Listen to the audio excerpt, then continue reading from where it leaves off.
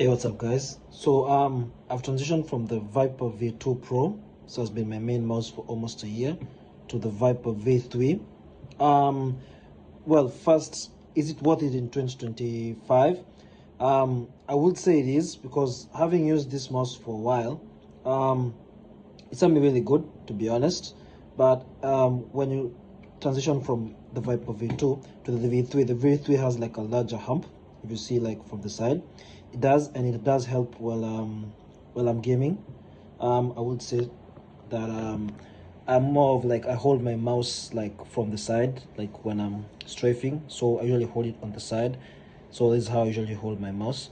So the hump right here has been more of like stabilizing. Like when I put my arm on it, it feels a little bit more stable compared to the V2, where it has, like, you see that there's a gap in between. So I have to like put my hand. But the V3 has been alright. I use Super Glides, the Type C for control, camera focuses.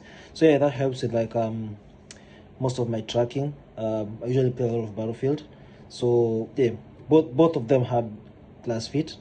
So yeah, I would say so.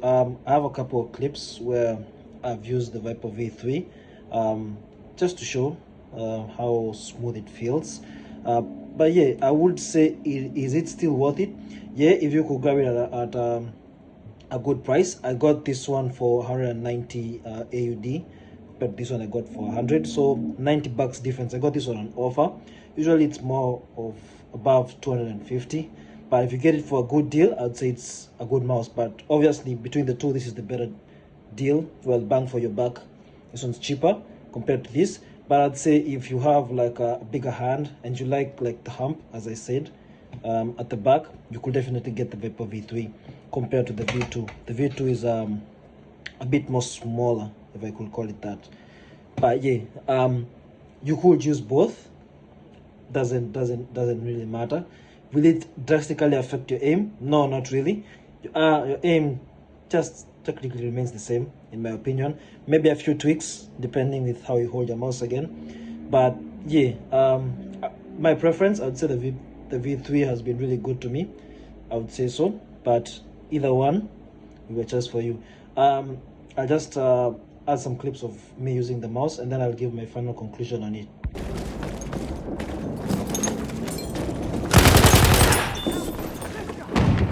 Throwing a grenade!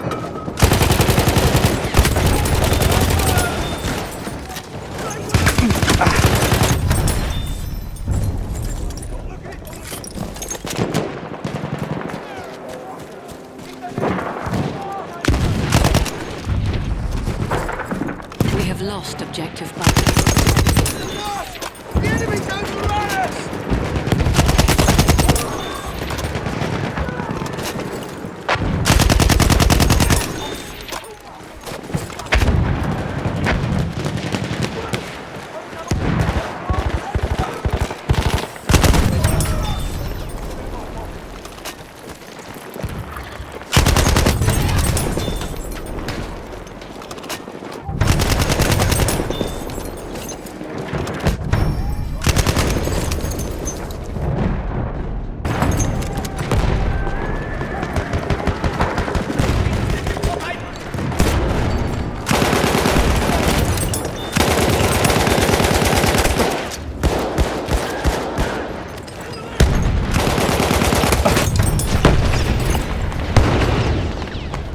We have taken objective Duck.